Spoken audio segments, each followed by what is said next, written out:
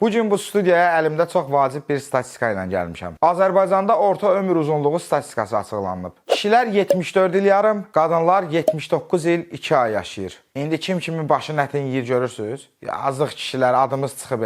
Yaşadığımız ömrə qədər uduzuruq. Azərkeşlik elədiyimiz komanda da uduzur. Sonra da bizə deyirlər ki, siz qadınları anlamırsınız. Bəs bizi kim anlayacaq? Biz məsum varlıqları. Ağlamağa da qoymursunuz ki, kişilər ağlamaz. Doyunca pensiya ala bilməyən adamlarıq biz. Amma bəzi kişilərin əməllərinə baxıram. Görürəm ki, bu statistika elə belə də olmalıymış. Göyçayda telefon oğruları saxlanılıb. 2 nəfər soyğunçuluq eləyərək insanları talayırmış. Bax, bunlar da kişidir, taladıqları adam da kişidir. Talanan qorxu stresi yaşayır, talayanlar da tutulma qorxusu yaşayır. Bax, bunları yaşayan adam niyə uzun ömürlü olsun ki? Özdə gəncdilər. Birinin 23, birinin 20 yaşı var. Və maraqlısı odur ki, bunlar ilk dəfə deyil məhkum olunurlar. Bu yaşdan belə başlayıblarsa 74 yaşı çətin görələr. Açığı mən 74 yaşı bilmirəm. Amma bundan sonra metronun gəliş vaxtını görə biləcəyik. Yadınızdadırsa, əvvəl stansiyalarda qatarların neçə dəqiqə əvvəl getdiyini göstərirdi. Bax, o dəyişib. Bundan sonra yuxarıda geri sayım olacaq. Yəni, qatarın neçə dəqiqəyə, neçə saniyə gələcəyini biləcəyik. Onsuz pensiyaya qədər ömrümüz qatarı gözləməklə keçir. İnsanların ömrü qatarı da eyni qaydada gedir. Bilmirik haçan gedəcək. Amma gedəndən sonra bilirik neçə vaxtı gedib. Deputat Fazil Mustafa da çox yaxşı bir təklif irəli sürüb. Deyib ki, problemlərin həll edilməsi nazirliyi yaradılsın.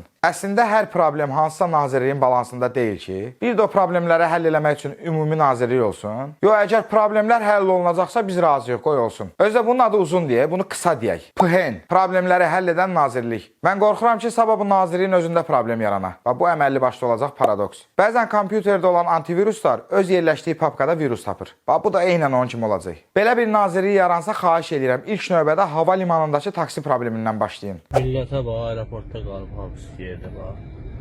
Heç bir taksi apara bilmir qardaş. Bu nə bir abırsın, bu nədir?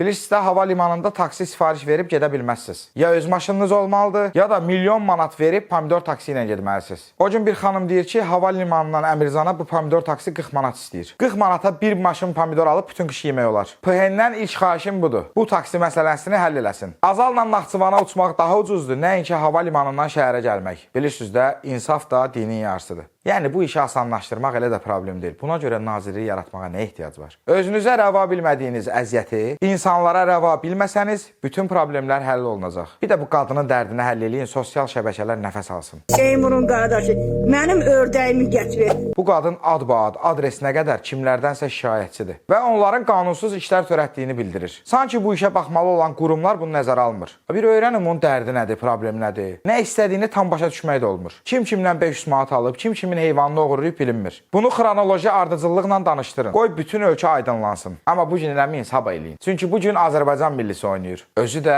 Fransa ilə. 1995-ci ildə olan Oser faciəsini bilirsiniz də. Fransa Azərbaycanı 10-0 hesabı ilə məğlub eləmişdi. Bax, bu millidən qələbə gözləyən kişilər niyə uzun yaşasın ki? Yazın görək, bəs siz Azərbaycan-Fransa oyununa hansı hesabı gözləyirsiniz?